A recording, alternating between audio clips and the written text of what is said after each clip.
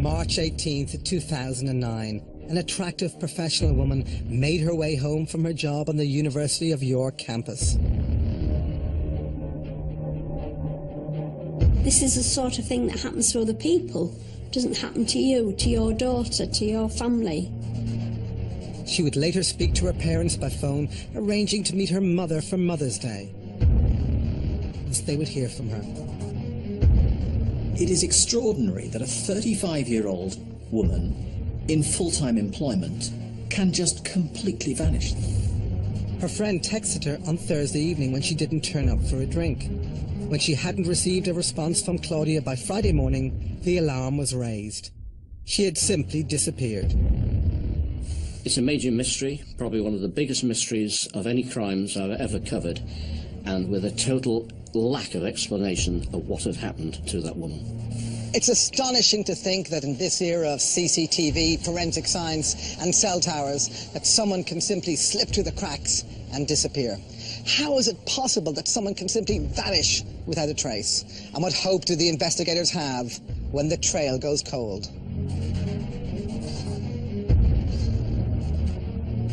I'm criminologist Donal McIntyre, and in this series I've brought together an unrivaled team of specialist investigators. We'll work with the original detectives to re-examine and to bring to light new information, and hopefully to find some closure for the friends and families of the victims of some of the most shocking and impenetrable cold cases. On this programme, the shocking disappearance of Claudia Lawrence, the 35-year-old chef who walked home from work and vanished without a trace. We confer with leading investigators, and my team of experts strive to answer what happened to Claudia Lawrence.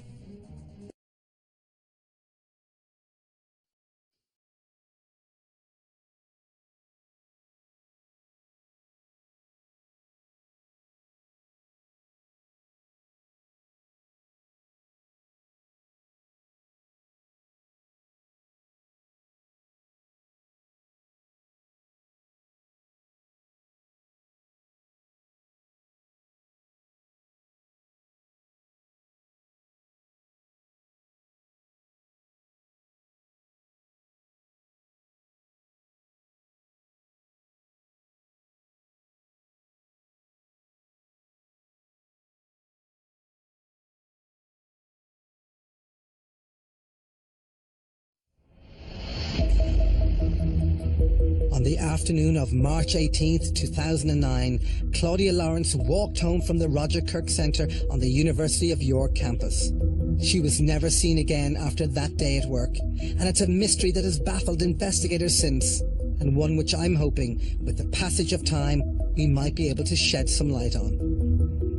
My expert cold case team have helped advise and solve some of Britain's toughest investigations, bringing fresh perspectives and new analysis to crimes that have stalled over time. Clive Driscoll is a former Detective Chief Inspector with Scotland Yard. He has led many noted investigations over the course of his 35-year career. He has seen many cases like this one and understands its complexity. In addition, we've also enlisted the help of Nicola Tallant. Nicola has written on many high-profile cases in the course of her work and has a detailed knowledge of this investigation. Quite a complex lady, really. I think that she was probably trying to live in two lives. She doesn't represent the normal victim. She tried to end the relationship, or maybe she threatened somebody that she was going to tell about a relationship. Somebody could have offered a lift, someone she knew. With their years of experience in the field of criminal justice, perhaps my team can uncover new leads in this mystery. So just who was Claudia Lawrence? And why would anyone have any reason to attack, abduct, or even murder her? Claudia was from York, Yorkshire's county town, the younger daughter of solicitor Peter Lawrence and his wife Joan. Theirs was an unremarkable yet pleasant middle-class life. Malton, the town where she grew up with her parents and her sister Ali, was also middle-class. By all accounts, her childhood was happy and secure, with much the same interests as other girls from a similar background. She seemed like she'd had a really ordinary upbringing. I know her and her sister loved their ponies. From what I was told, they were out on their horses, looking after their horses. I went riding, and this was the main interest. I remember Ali telling me her and Claudia used to get the train to school together, laughing, joking, you know, normal sisters. Very caring, very kind person with a nice personality, sense of humour. She was popular with her friends here in Malton and her friends in York. Claudia owned her own home, a Victorian house on Hayworth Road, which was a huge achievement for a girl of her age on a chef's salary. Claudia worked here as a chef in one of the many kitchens on site at the University of York campus. She enjoyed her work, got on with her colleagues and showed no signs of wanting to change her job or indeed career path. She went to York College catering department and she just had a natural talent for it.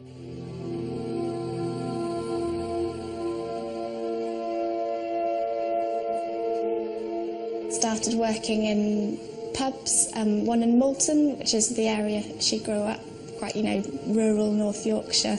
It seems wherever she went, she was popular, made friends. Everyone I met just seemed to really like her. She passed her exams without any trouble. And then she went eventually to the university and the hours were better.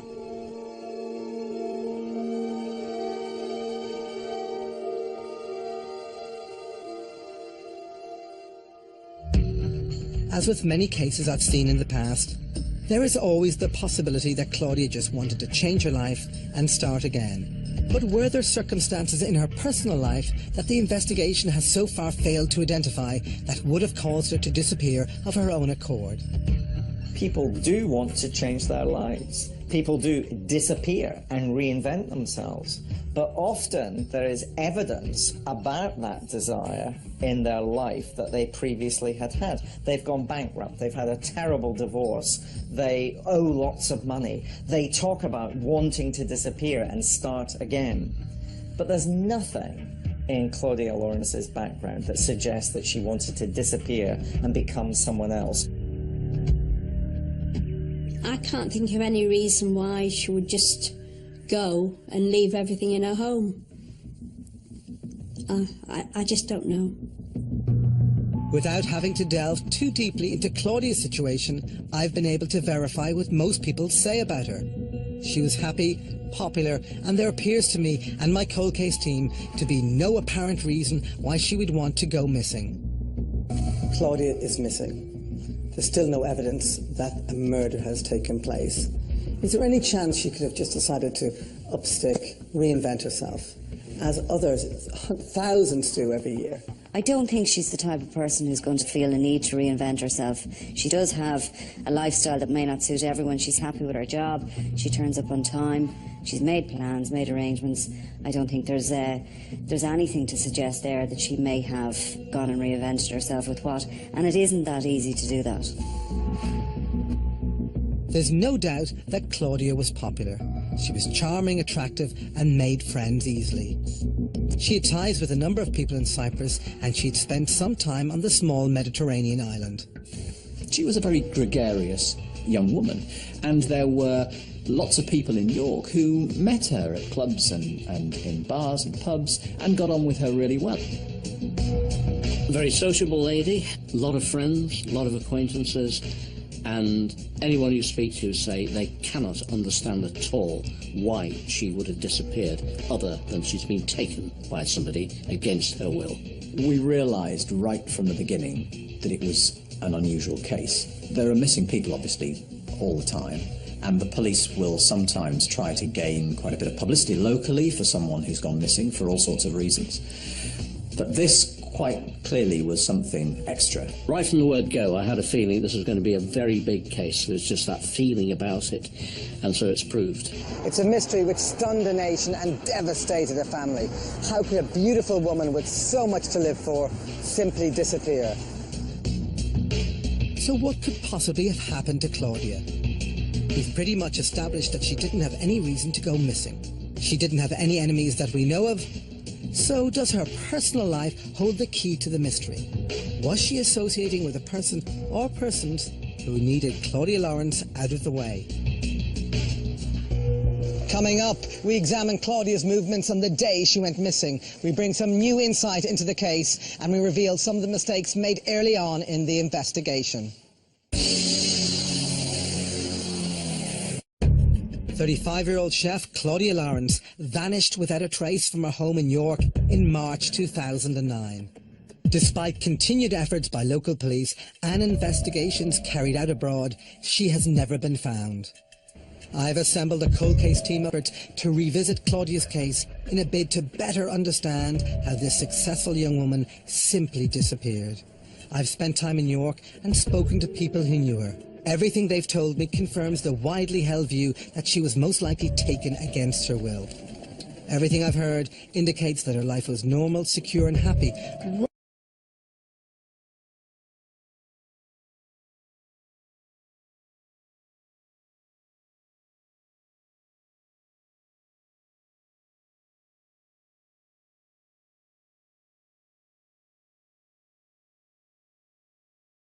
She always took, passing through Melrose Gate, which would take her up to her home in Haworth.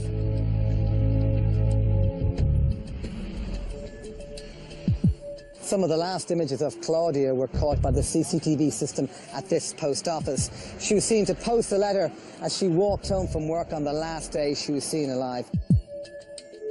Who was the recipient, and is that significant to the investigation? After walking past the Melrose Gate Bridge, Claudia was offered a lift home by a colleague who was driving past. She was dropped outside her house at around 10 to 3. However, she went back out and was last spotted walking back towards her house about 15 minutes later. No one has come forward with any information about what she did over the course of the next few hours. It's an information gap that remains, and it could be crucial to the investigation. We know Claudia arrived home safely because upon arrival she phoned her mom to make arrangements for Mother's Day. What happened later that evening remains a mystery. On the Wednesday before she disappeared, I spoke to her in the afternoon and again in the evening, between 8 and 8:30. And she was perfectly all right, she was fine. And she was just about to go to bed because she was on an early start the next morning, so she usually went to bed by 9. We were both watching the same television programme and I could hear it in her home, in her bedroom. The last text message sent from Claudia's phone was at approximately 8:23 p.m. She received a text from a friend in Cyprus almost an hour later, to which she did not reply. She had made calls to her parents, which the police had never revealed where she was when they made those calls, and of course they have a pretty good idea from the cell phone data. For operational reasons, they've kept that to themselves. And having made those calls, she wasn't heard from again. Claudia's phone signal went down around midnight and police believe that it was turned off deliberately. She was known to have used her phone constantly during work breaks and other downtimes. I agree with the police. It's highly unlikely that Claudia would have allowed her phone battery to run down naturally.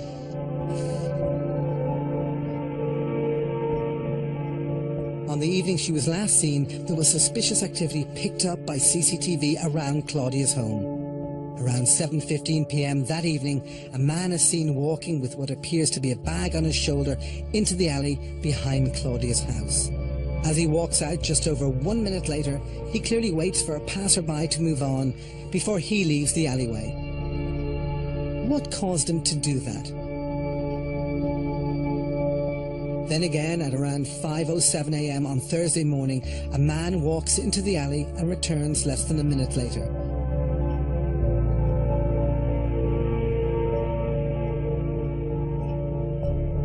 So is this the same man? If he had been a local, he surely would have been caught on CCTV in the days before and after Claudia went missing. He's never been identified and he's never come forward, so he must remain a person of interest. Claudia's literally never been seen since. No trail, no body, no evidence. When the horrifying news came through, her mother was at her sister Ali's house.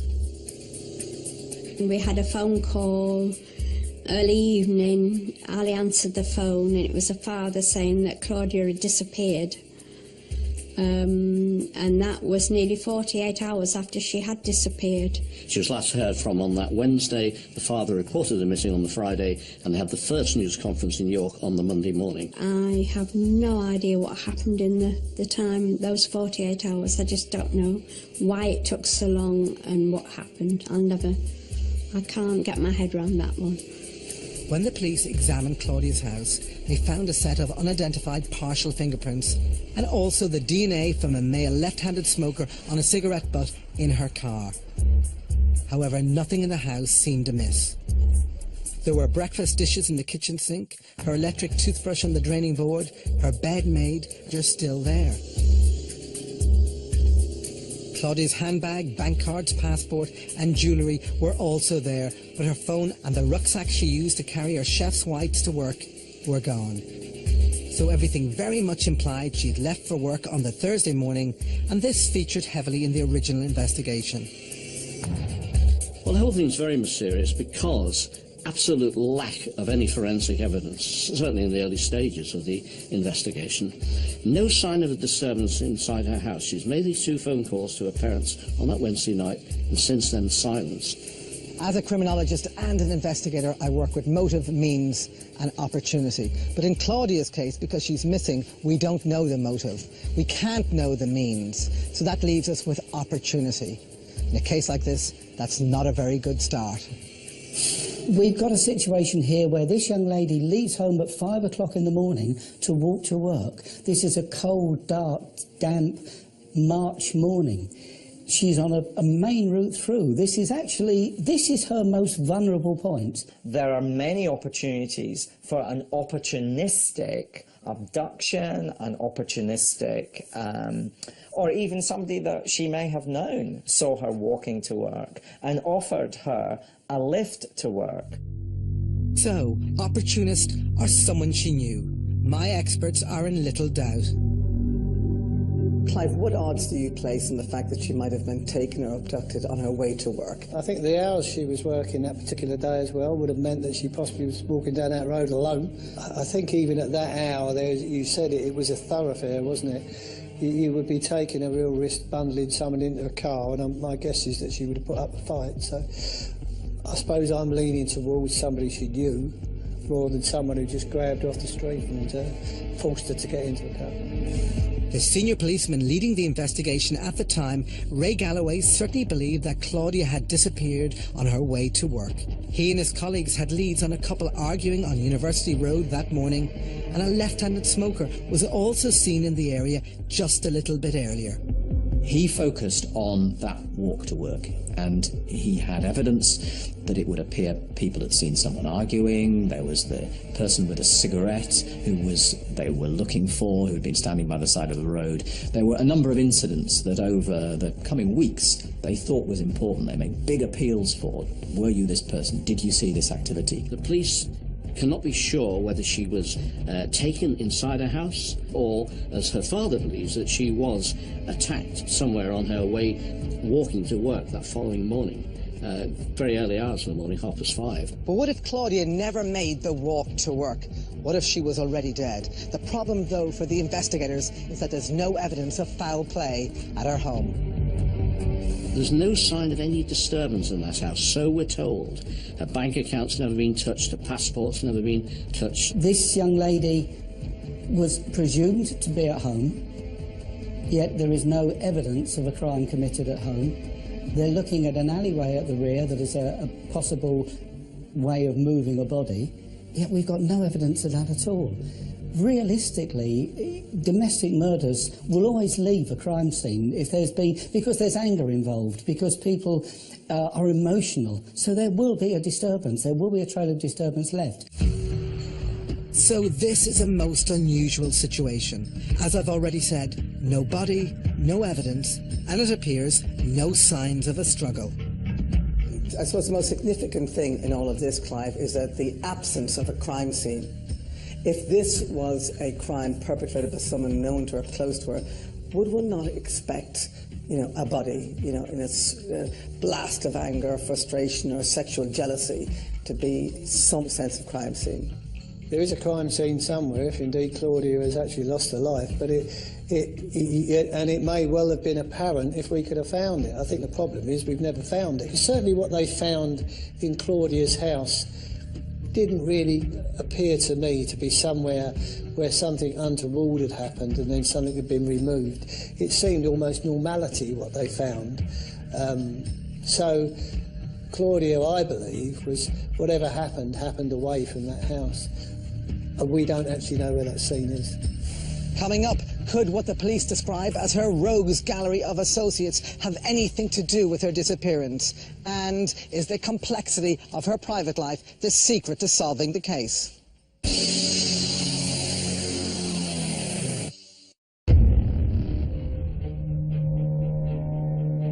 35-year-old Claudia Lawrence vanished from North area of York in March 2009. There was no crime scene, almost no forensic evidence, and no body.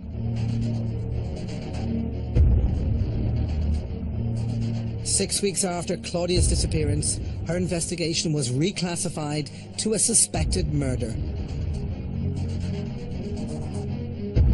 This now reclassified investigation was to face further obstacles. Both Claudia's physical and personal characteristics were misrepresented from the outset. I was tipped off by a security guard at the university who had seen her the day before she went missing, or I think actually the last day she was seen alive. And he said to me, she didn't have blonde hair. And I said, I beg your pardon? He said, no, she had dark hair. The original photograph, I wasn't consulted or anything. I didn't know anything about it. I don't know where it came from on the original poster. And I mentioned that she didn't look like that when she disappeared because I'd been with her the week before and she'd had auburn highlights put in her hair. Very close friend of mine in Malton, he'd telephoned the police, and I understand around half a dozen people had phoned the incident team to say it was the wrong photograph. And if you look at the pictures that are now used on the police posters, it is a girl with brown hair, not with blonde hair. It took a long time to get the right photograph out there. Whether it's made any difference, I don't know. Claudia's parents divorced in 1999 when she was an adult, and they're now estranged. This has added an extra layer of complexity to the investigation. Claudia's mother and Claudia's father do not speak. It's a pretty unusual circumstance for a solicitor's daughter in a market town in North Yorkshire to go missing.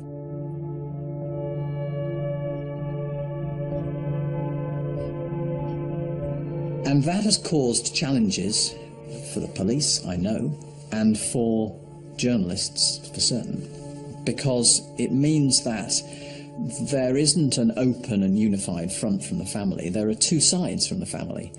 And sometimes you get slightly different stories, or sometimes you get a slightly different access to information. It has made it more challenging.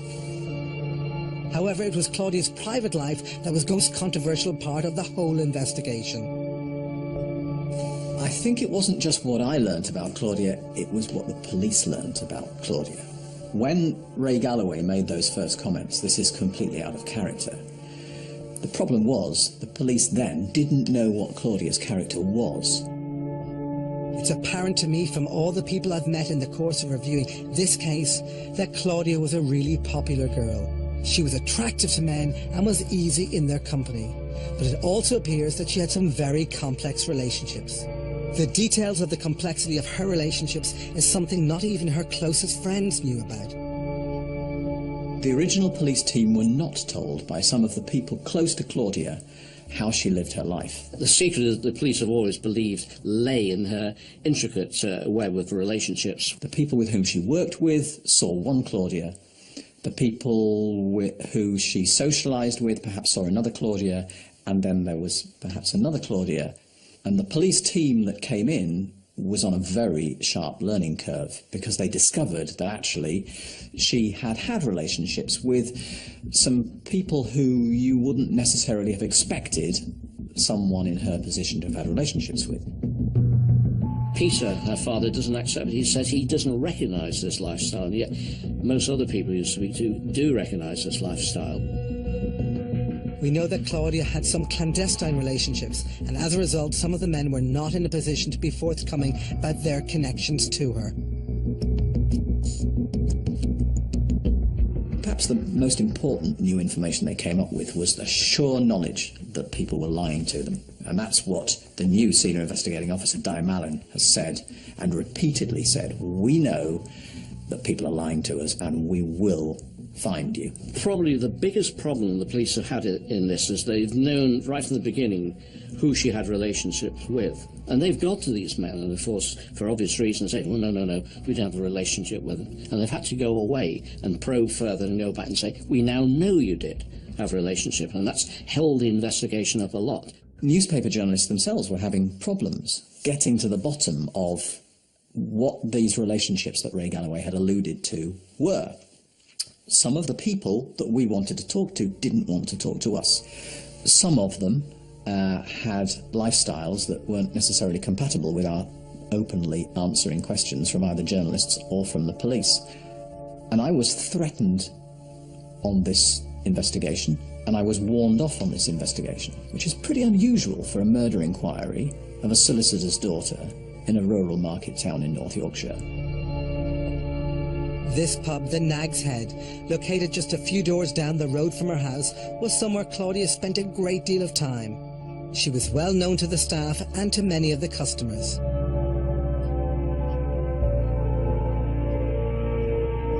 She was a regular drinker, and the next head of father, Peter Lawrence, was also there with her regularly, and that she had a close circle of friends. No matter how wide-ranging this investigation has been, they've been to places like Cyprus. It's come back very, very close to that community and the community surrounding the Nag's Head pub. Obviously the Nag's Head has been searched a couple of times, and lots of mystery has always surrounded it, and rumours and about what might have gone on there. We know that most murders are solved by looking very carefully at the friend and friendship group. So very, very much local people who, I think, hold the key to this. She had relationships with people that other girls of her age and her upbringing might have wanted nothing to do with. And that causes massive problems. Where do you look? If you don't know who she was seeing, if you don't know where she was going, and you don't know whether the people you're talking to who do know are telling you the truth, how do you solve the murder? So mystery and some confusion surrounds Claudia's personal life, and it's a mystery which needs to be cleared up. What do you make of Claudia Lawrence and her profile as a victim? Quite a complex lady, really. You could argue maybe possibly living two lives, and one where she was, I think, very much looking after her feelings of her family, and two, it appears that she was also pursuing a life which she was quite entitled to, of having quite a few boyfriends, and that part of her life, I think that, you know, having spoken to her mother, I think that she quite hid from the family.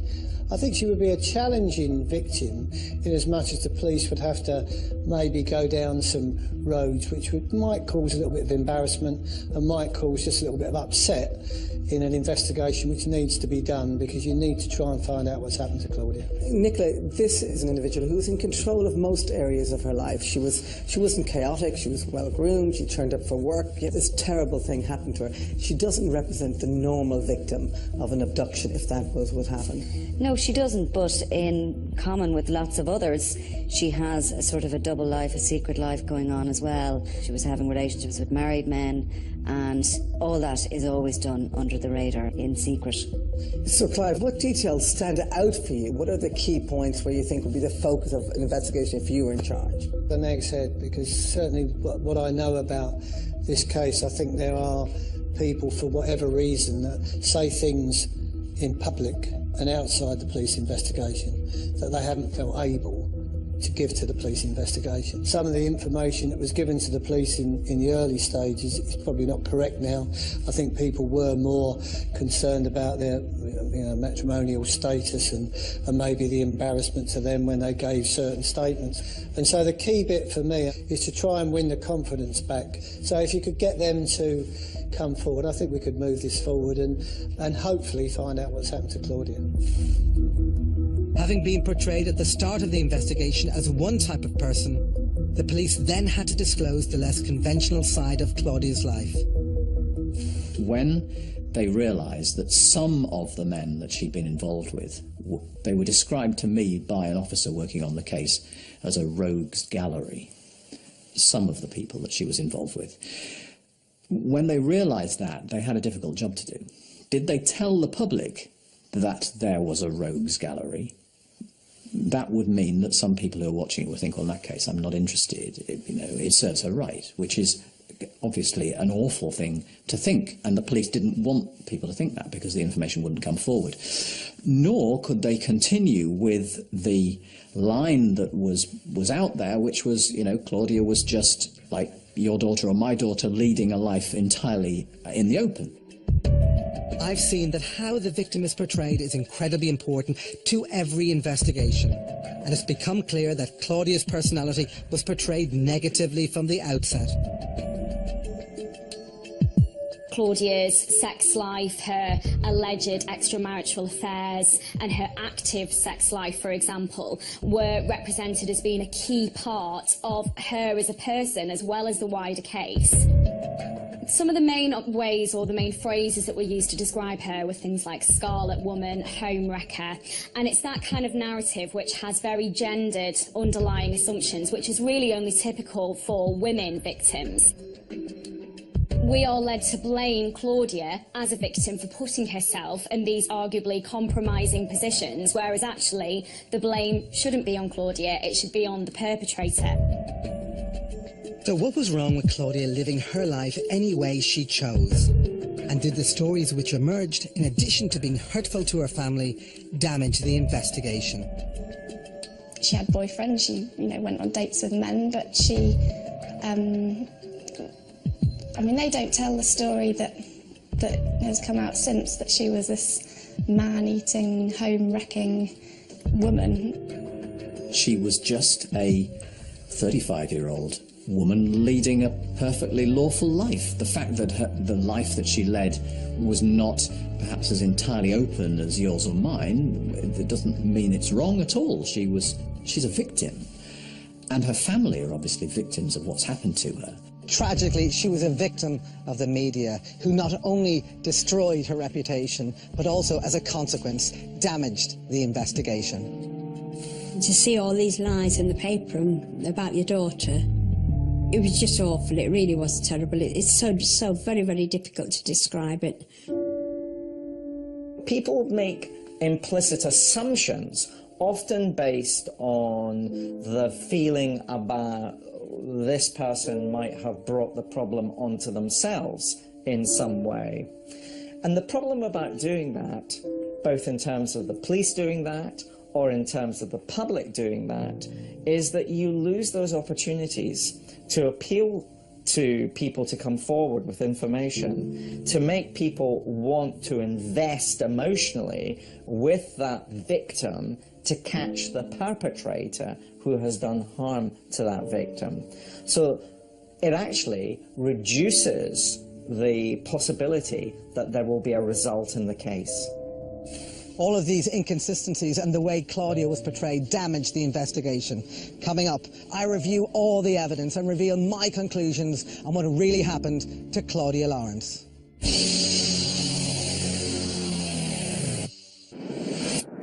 35-year-old Claudia Lawrence vanished without a trace from her home in York in March 2009. Despite continued efforts by local police and investigations carried out abroad, she has never been found. The police have made some arrests, but no one has been officially charged, and this has created some hostility in the community towards the whole investigation. In the course of the investigation, Claudia has been portrayed as someone with a complicated personal life. While elements of this portrayal may be true, I've no doubt that all of this has hampered the investigation. And now, like the police, anyone, including myself, who asks questions about what happened to Claudia comes up against a brick wall of silence. Well, if you go in the next hip, which was Claudia's drinking pub, and where she drank with all her friends and various other people, they are very sceptical. I walk in there, and people will tell me the names of some of these men have been arrested before I knew them, and they'll say, so-and-so, so-and-so, he would never have done something like that. And another comment is, whose life are they going to wreck next to the police? You know, as if they're going through them one by one, and these people are being held up to the light. There's a feeling in the community that they don't think the police are doing a very good job, and that they are in the process of wrecking people's lives in the course of trying to finally pin down who was responsible for Claudia going missing. There was a sense that her local community of friends have felt under pressure from the police, because the police feel that there are some answers there among her friends, among her lovers. To what extent is this community acting in concert or feel under threat? Is that a reasonable sense? Well, there probably are answers within that group. If she was having an affair with a married individual, maybe they don't want to come forward. The police need to put them under pressure. They need answers. They need people to come forward with information so as they can piece together exactly what happened to her. The tactics have been questioned about using an arrest to actually maybe apply pressure for people to talk. I think the police in this particular case have got to pay a bit of catch-up. They've got to win the confidence back. Certainly when I was talking in York, there was a little bit of resentment to the police. Possibly people weren't happy with the tactics the police were actually using. And maybe that's something that the senior investigating officer will revisit. The police just need to re-win a little bit of confidence to allow people to be able to come forward and talk. Claudia's case lacks the one thing which the majority of investigations of this sort can rely upon: a body. Assuming Claudia was murdered, her killer was very skilled and precise in disposing of it. I've looked at the considerable amount of building and construction which was happening in the city of York at the time, and the potential was certainly there for the killer to hide a corpse thoroughly. However, the Yorkshire moors and any wasteland within York could hold the key to finding her corpse. Her body has never been found, and therefore, if we think about that, that leads us to concentrate on that final journey that she made when she walked to work, and the opportunities that gave for her to accept a lift or to be abducted by a stranger or a stranger's into a car. It is, as far as the family are concerned, as far as Peter's concerned, the most likely explanation that something sinister has happened to her on her way to work. As far as the police are concerned, somewhere out there is someone who has murdered a young woman. And if they did that, then they are surely a continuing threat to young women. We have to look, for me, at the predator. We have to look at the fact that this man may still be at large. If you want to harm a 35-year-old woman and do it without being noticed, it's hard in a city centre because someone's going to see you. It's difficult to move an adult person's body, particularly if you're on your own. So it would make most sense for Claudia to have left that house on her own accord. She left that house on her own 2 feet, I'm pretty certain.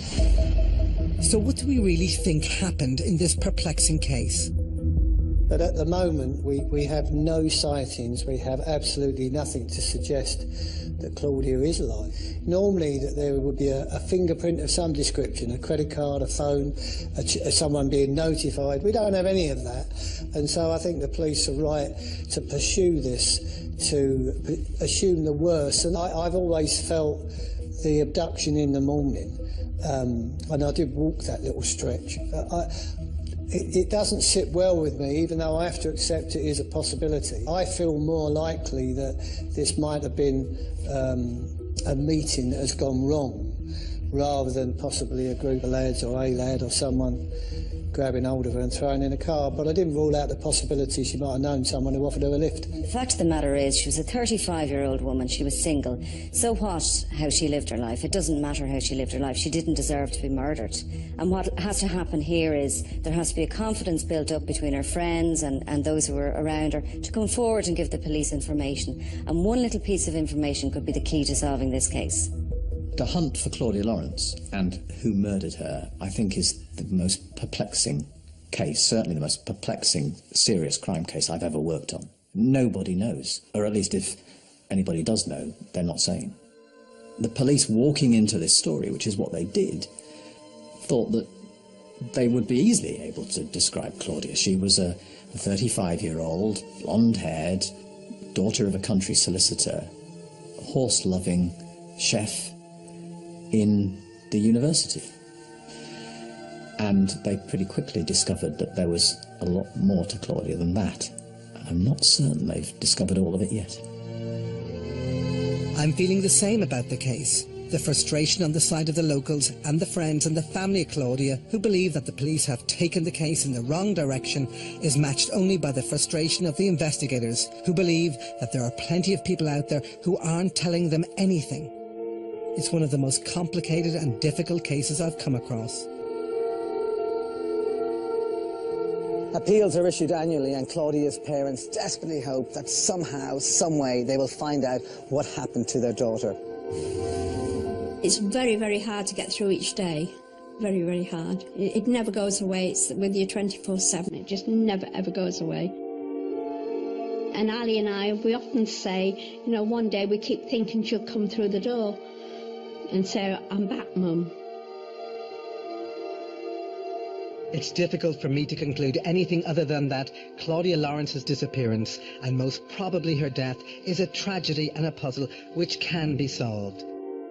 The challenge is to get those who clearly know more than they're saying to talk.